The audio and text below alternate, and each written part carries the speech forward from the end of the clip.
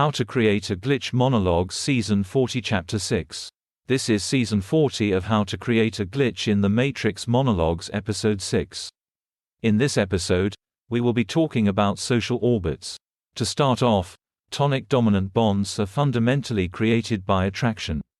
Attraction is the force which generates social tension. Social tension generates expectation matching. Expectation matching creates the tonic dominant bond. If you imagine that a person is like a coiled spring, when an exchange produces compression of that spring, it represents some kind of potential energy, which must be released into kinetic energy. That kinetic energy is released through expectation matching or postural releases, social releases in accordance with the expectations of the tonic, which produces an adjustment of the path of the actor into a social orbit. You can also conceptualize an individual as a moving body. Attraction occurs in the presence of some social proximity. This attraction generates some tension in the nearby body, which is released when the nearby body satisfies some release contingent upon the tonic. To reiterate, the attraction forms in the absence of a social bond, but generates that bond, creating an orbit, out of releasing the tension created by that attraction. The attraction is the force compressing the spring.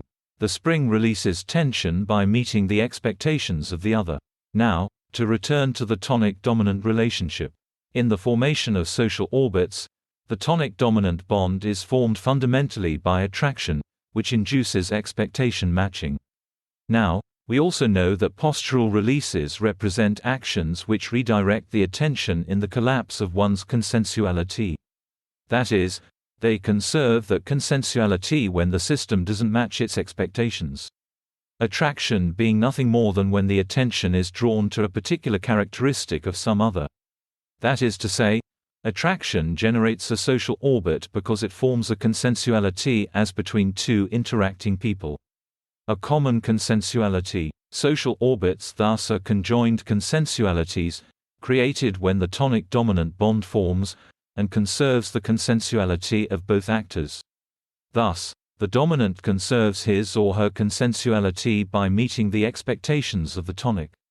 Multipolar tonic-dominant bonds are driven by mutual attraction. That is to say, they are more durable social orbits, created by reciprocation in the conjoining of each other's respective consensualities.